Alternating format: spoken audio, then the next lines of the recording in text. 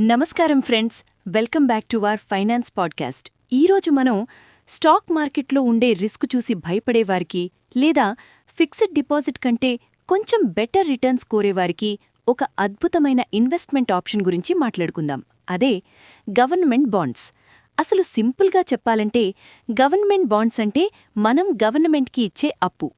మనకి డబ్బులు అవసరమైతే మనం బ్యాంక్ దగ్గర లోన్ తీసుకుంటాం. కానీ అదే గవర్నమెంట్కి రోడ్స్ వేయడానికో, డ్యామ్స్ కట్టడానికో లేదా వెల్ఫేర్ స్కీమ్స్ కోసమో డబ్బులు కావాల్సిస్తే అది మనలాంటి ప్రజల దగ్గర నుండి అప్పు తీసుకుంటుంది.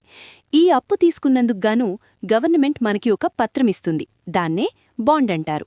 దీనిమీద గవర్నమెంట్ మనకి ప్రతి సంవత్సరం కొంత వడ్డీ చెల్లిస్తుంది. దాన్నే టెక్నికల్గా కూపన్ అంటారు. మరియు గడువ తీరక మన అసలు మనకి తిరిగిచ్చేస్తుంది. దీంట్లో ఉన్న బిగ్గెస్ట్ అడ్వాంటేజ్ ఏంటంటే సేఫ్టీ. ఎందుకంటే స్టాక్ మార్కెట్లో రిలయన్స్ లేదా టాటా లాంటి పెద్ద కంపెనీలైనా ఎప్పుడో ఒకప్పుడు నష్టాల్లోకి వెళ్లొచ్చు. కానీ దేశాన్ని నడిపించే గవర్నమెంట్ బ్యాంక్రప్ట్ అయ్యే ఛాన్స్ చాలా తక్కువ. కాబట్టి దీన్ని రిస్క్ ఫ్రీ ఇన్వెస్ట్మెంట్ అని అంటారు. చాలామంది పెద్ద ఇన్వెస్టర్లు వారి పోర్ట్ఫోలియోలో బ్యాలెన్స్ మెయింటైన్ చేయడానికి కొంత భాగం స్టాక్స్లో మరియు కొంత భాగం ఇలాంటి బాండ్స్లో పెడతారు. ఎందుకంటే మార్కెట్ క్రాష్ అయినప్పుడు ఈ బాండ్స్ మనకి ధైర్యాన్నిస్తాయి.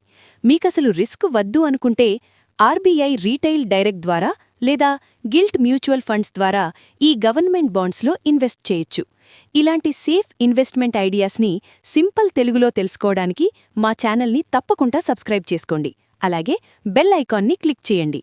Note: this content is for educational purposes only.